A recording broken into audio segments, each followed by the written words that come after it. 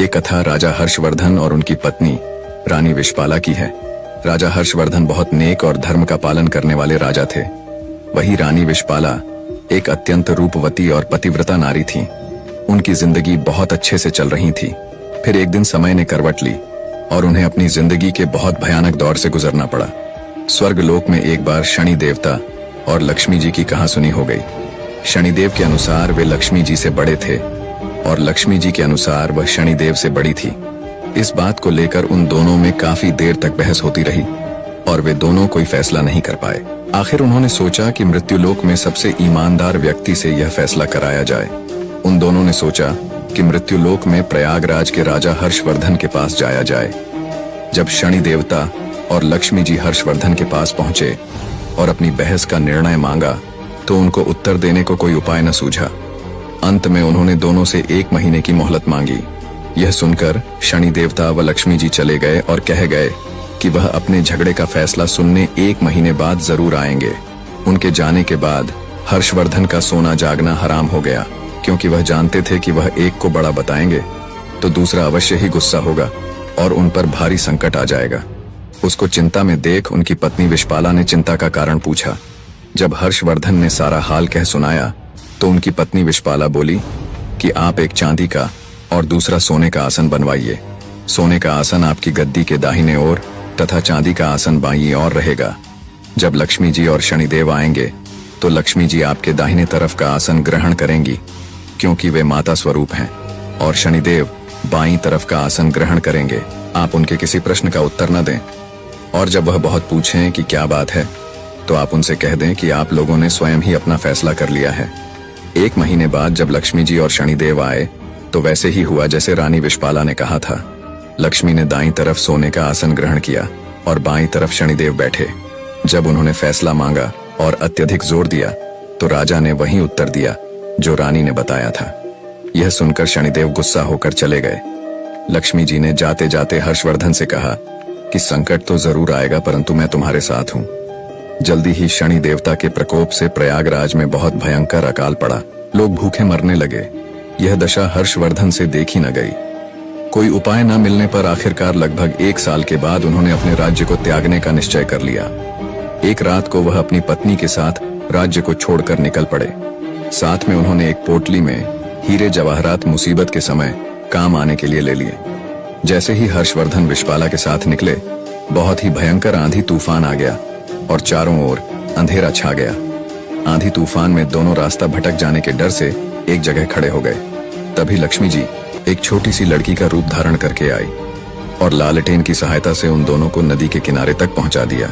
हर्षवर्धन अपनी पत्नी के साथ नदी के किनारे पहुंच गए, परंतु अब नदी पार करने की समस्या उत्पन्न हो गई। इतने में एक बूढ़ा नाविक नाव खेता हुआ उस तरफ आया। हर्षवर्धन ने निवेदन किया कि वह उनको नदी के किनारे पहुंचा दे। नाविक बोला कि उसकी नाव बहुत हल्की है, इसलिए एक एक करके ही वह उनको पार करा सकता है। राजा ने उसकी बात मान ली। पहले वह रानी को पार ले गया, फिर राजा हर्षवर्धन को और अंत में गहने की उस बड़ी सी पोटली को। परंतु उसने गहने की पोटली को नदी पार नहीं पहुंचाया। वह उस पोटली को लेकर गायब हो गया। हर्षवर्धन थोड़ी देर तो नाविक और पोटली का इंतजार करते रहे, परंतु जब उन्होंने देखा कि नाविक नहीं आया तो वे समझ गए कि वो बूढ़ा नाविक कोई और नहीं बल्कि शनिदेव ही थे। हर्षवर्धन और विशपाला नदी के किनारे चलते चलते एक गांव में पहुंचे। वहां के लोग जंगल से लकड़ी काटकर बेचते थे। लकड़ी का व्यापार ही उनकी कमाई का साधन था। हर्षवर्धन भी अपनी पत्नी के साथ गांव में रहने लगे। वे चंदन की लकड़ी काटकर लाते और पास के गांव में बेच देते। थोड़े ही समय में चंदन की लकड़ी बेचकर वे काफी पैसे वाले हो गए और आराम से जीवन व्यतीत करने लगे। यह सब लक्ष्मी जी की कृपा थी। उनको आराम में देखकर शनिदेव ने फिर से एक चाल चली। एक दिन एक सौदागर जो उस गांव से चंदन की लकड़ी लेकर दूसरे देशों में जाया करता था, उसका जहाज यहाँ फंस गया। उसने बहुत प्रयत्न किया, परंतु वह जहाज टस से मस न हुआ। उसकी समझ में नहीं आ रहा था कि क्या करे। इतने में शनि देवता ब्राह्मण का रूप धारण करके उसके पास आए। उन्होंने सौदागर से कहा कि मैं तुम्हारे जहाज को हटाने की युक्ति बता सकता हूँ। सौदागर ने जब उनसे पूछा कि वह युक्ति क्या है तो उन्होंने कहा कि तुम गांव के लोगों को भोजन का निमंत्रण दो और उनमें जो भी सती सावित्री स्त्री होगी, यदि वह तुम्हारे जहाज को छू देगी तो तुम्हारा जहाज चल पड़ेगा। सौदागर ने शनि देवता के बताए अनुसार गांव के लोगों को निमंत्रण भेज दिया। जब वे हर्षवर्धन के घर पहुंचे तो विश्वपाला ने यह कहकर निमंत्रण अस्वीकार कर दिया कि मेरे पति जंगल में लकड़ी काटने गए हैं। सौदागर के आदमी ने वापस जाकर सारी बात बता दी। सौदागर समझ गया कि यही औरत पतिव्रता है और यही उसके जहाज को निकाल सकती है। वह शाम को फिर उसके घर गया। उस समय हर्षवर्धन घर पर ही थे। उसने निमंत्रण स्वीकार कर लिया। जब सौदागर ने हर्षवर्धन और विश्वपाला से कहा कि वह जहाज छू दे जिससे वह निकल सके, विश्वपाला ने अपने पति के कहने पर जहाज छू दिया और जहाज हिलने लगा। यह देखकर सौदागर के मन में पाप जागा कि क्यों न मैं इसको अपने साथ ले चलूं। यदि जहाज फिर से फंस गया तो वह छूकर उसे हटा सकती है। ये सोचते ही उसने विश्वपाला को अपने साथ जहाज में खींच लिया और जहाज चल पड़ा। हर्षवर्धन चिल्लाया, परंतु उस समय तक जहाज काफी दूर चला गया। विश्वपाला अत्यंत रूपवती थी। उसको देखकर सौदागर के मन में पाप जागृत हुआ। उसने विश्वपाला के सम्मुख उसे अपनी पत्नी बनाने की इच्छा जाहिर की, पर रानी ने उसे साफ मना कर दिया। पर रानी के रूप पर मोहित हुआ सौदागर अब हर समय उसके पीछे पड़ा रहता। रानी विश्वपाला ने सौदागर की छेड़छाड़ से तंग आकर सूर्यदेव से प्रार्थना की कि उसको अपने सतीत्व की रक्षा करने के लिए कोढ़ दे दें। उसकी प्रार्थना सूर्य भगवान ने सुन ली और उसका शरीर कोढ़ से विकृत हो गया। इधर राजा हर्षवर्धन भी रोते बिलखते नदी के किनारे से चल पड़े। वह इसी आशा में थे कि यदि जहाज उस तरफ से गुजरा तो वह अपनी पत्नी को छुड़ा लेंगे। आखिर उसको जहाज का कहीं पता नहीं चला तो वह नदी के किनारे आश्रम के साधुओं के साथ रहने लगा। वह वहां पर साधुओं की सेवा करता, गायों को चराता और गायों के गोबर से उपले बनाता। वह उपले लक्ष्मी जी की कृपा से सोने के हो जाते। इस प्रकार कुछ ही दिनों में उसके पास ढेर सारी सोने की ईंटें हो गईं। एक दिन वही सौदागर जो हर्षवर्धन की पत्नी को ले गया था, उसका जहाज वहां पर आया। हर्षवर्धन ने सौदागर को पहचान लिया। उसने सौदागर को ईंटें दिखाकर कहा कि यदि सौदागर उसको साथ ले चलेगा तो वह ईंटें उसे दे देगा। सौदागर ने भी हर्षवर्धन को पहचान तो लिया था, परंतु सोने की ईंटों के लालच में अपने जहाज में बैठा लिया। जब जहाज चल पड़ा तो कुछ ही दूर जाने पर सौदागर ने हर्षवर्धन को नदी में फेंकवा दिया। हर्षवर्धन की चीख पुकार विश्वपाला को सुनाई दे गई। उसने एक काठ का टुकड़ा समुद्र में फेंक दिया। उस काठ के टुकड़े के सहारे हर्षवर्धन एक पुल पर पहुंचा, जहां आते जाते जहाज से चुंगी यानी कर लिया जाता था। अनजान व्यक्ति को वहां देख वहां कामगारों ने उससे पूछा कि वह कौन है और कहां से आया है। तो हर्षवर्धन ने कहा कि वह एक अत्यंत दुखी आदमी है। वहां के लोग उसको राजा के पास ले गए। राजा ने परिचय मांगा तो हर्षवर्धन ने बताया कि वो एक दुखियारा व्यक्ति है जो ऐसे दर दर भटकता है। उसने राजा के सामने दया याचिका कर कोई छोटी मोटी नौकरी देने की मांग की। राजा भी एक दयालु व्यक्ति था। उसने उसे वहां के बगीचे का माली बना दिया। उस राज्य के राजा के यहाँ संतान के रूप में इकलौती पुत्री थी, जिसके लिए नित्य फूलों का सुंदर गजरा बनाकर मालिन लेकर जाती थी। एक दिन राजकुमारी ने मालिन से पूछा कि आजकल गजरे कौन बनाता है, वे अत्यंत सुंदर होते हैं। मालिन ने राजकुमारी को बताया कि एक नया नौकर है जो गजरे बनाता है। राजकुमारी ने उसे देखने की इच्छा प्रकट की। जब उसने राजा हर्षवर्धन को देखा तो वह उस पर मोहित हो गई और हर्षवर्धन से ब्याह करने की हठ पकड़ ली। राजा ने बहुत मना किया, परंतु जब राजकुमारी नहीं मानी तो उन्होंने लाचार होकर दोनों का ब्याह कर दिया और जंगल में एक मकान रहने को दे दिया। कुछ दिन बीत गए तो हर्षवर्धन ने राजकुमारी से कहा कि ऐसे बेकार बैठे रहकर मेरा मन नहीं लगता। तुम अपने पिता से कहो कि मेरे को जहाजों की चुंगी का ठेका दे दें।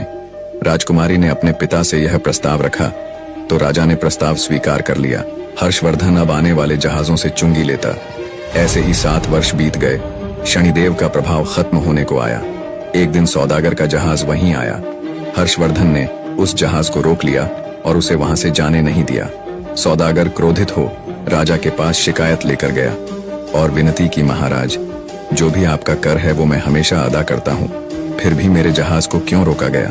राजा ने जब हर्षवर्धन से पूछा कि वह सौदागर के जहाज को क्यों नहीं जाने देता तो हर्षवर्धन ने बताया कि महाराज, इस सौदागर के पास मेरी सोने की ईंटें हैं जो इसने मुझसे चुराई है। जब हर्षवर्धन ने सौदागर से अपनी सोने की ईंटों की चोरी की बात राजा के सामने रखी, तब राजा ने हर्षवर्धन से पूछा, क्या तुम्हारे पास इस चोरी का कोई प्रमाण है। हर्षवर्धन ने सिर झुकाकर कहा, महाराज, मेरे पास कोई प्रमाण नहीं है। हर्षवर्धन का झुका सिर देखकर सौदागर अपनी बात को और अधिक पुख्ता करने के लिए राजा से कहता है, महाराज, ये झूठ बोल रहा है। मैं शपथ लेता हूं कि सोने की ईंटें मेरी हैं। राजा सोच में पड़ जाता है। तभी एक तेज गर्जना के साथ शनिदेव प्रकट होते हैं और गुस्से में सौदागर की तरफ देखते हैं। उन्होंने कहा, सत्य और धर्म के साथ खिलवाड़ करने का कर्ज चुकता करने का अब तुम्हारा समय आ गया है। शनिदेव सौदागर के पास जाकर उसकी आंखों में देखते हैं। अचानक सौदागर जमीन पर गिरकर कांपने लगता है। वह पसीने से तरबतर होकर चिल्लाता है, मुझे माफ कर दो, मैंने झूठ बोला था, ये सोने की ईंटें मेरी नहीं है। इतना कहने के बाद सौदागर के शरीर से एक अजीब सा धुआं उठता है और वह वहीं राख में बदल जाता है। राजा और दरबार के लोग स्तब्ध रह जाते हैं। किसी को समझ नहीं आता कि क्या हुआ। तभी शनिदेव हर्षवर्धन के पास जाकर उनको प्रणाम करते हुए कहते हैं, राजा हर्षवर्धन, तुम्हारे सत्य और धैर्य ने मुझे पराजित कर ही दिया। तभी एक बार फिर से तेज प्रकाश होता है और तेज प्रकाश के साथ लक्ष्मी जी प्रकट होती है। माँ लक्ष्मी जी हर्षवर्धन को आशीर्वाद देते हुए कहती हैं, तुम्हारे त्याग, धैर्य और धर्म का पालन करने के कारण मैं तुम्हें अखंड समृद्धि का आशीर्वाद देती हूँ। तुम्हारा राज्य फिर से समृद्ध होगा। आशीर्वाद देकर लक्ष्मी जी और शनिदेव दोनों अंतर्ध्यान हो जाते हैं। राजा के आश्चर्य की कोई सीमा नहीं थी। वह हर्षवर्धन के पास आकर कहते हैं, तुम कोई साधारण पुरुष नहीं हो सकते। तब हर्षवर्धन उसे पूरा किस्सा बताते हैं। राजा सहित पूरा दरबार हर्षवर्धन की धर्मपरायणता का गुणगान कर रहा था। राजा ने हर्षवर्धन की पत्नी रानी विषपाला को आदर पूर्वक जहाज से पालकी में बुलाया। रानी विषपाला ने पुनः सूर्य भगवान से प्रार्थना करके अपना पूर्व रूप मांग लिया। राजा ने आदर पूर्वक हर्षवर्धन के साथ अपनी बेटी को और रानी विषपाला को भी, जिसको उसने अपनी बेटी मान लिया था, प्रेम पूर्वक विदा किया। निष्कर्ष, किसी के जीवन में कठिनाइयां कितनी भी बड़ी क्यों न हो, अगर व्यक्ति सत्य और धर्म के मार्ग को नहीं छोड़ता तो समय के साथ वो न केवल हर मुश्किल से बाहर आता है, बल्कि खुद वो मालिक परमात्मा भगवान भी उसकी मदद करते हैं।